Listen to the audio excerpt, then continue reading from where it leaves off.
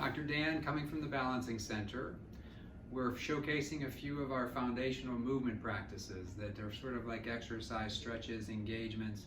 And what it does is it wakes up the body, it connects the body to a handleable emergency and gives your body a resourceful response to everyday challenges, one of which is gravity. And when we're standing, there's a tendency for the head to be forward and the chest to be lifted. The trouble is, that's putting us into our sympathetic nervous system, which is where the emergency nervous system needs to run from. And we're already in a big enough chronic mental and emotional emergency with the current virus crisis and our alienation. So if you keep your shoulders down and you take a step back and shift your weight back over the back foot, drop your shoulders, feel the ground, let the ground feel you, take a breath in and out, put the other foot next to it. All of a sudden, I'm connected to the ground is moving up through me, through my fascia, which is the connective tissue, through the muscles, through the nervous system, and it gets an experience of being connected to the ground where we have leverage and resource. I'll point this out with Dr. Capone. So you can either take a small step back or a small step forward, and the other step back. That's what we were going to be doing more of the walking pose. Lean forward.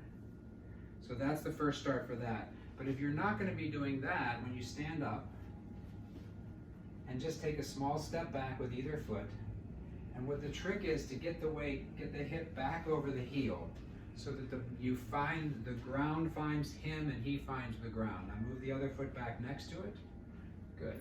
Now, even though he's just standing here, when I press into him, his body's already engaged. Pick your feet up a few times. Stand up nice and straight. Get your shoulders back. And okay.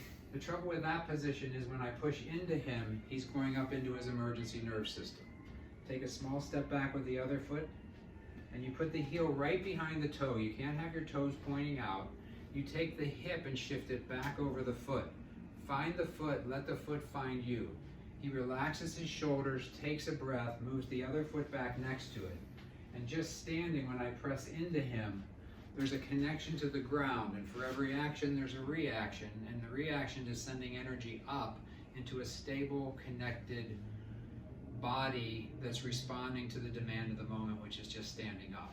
You'll also notice in both of us, as we did that practice, the head shifts a little bit further back over the body gets back underneath the head, the weight finds the ground finds you, and these are all principles of leverage, connection, and resource that the foundational movement practices that look like stretches and things that we do on a typical day.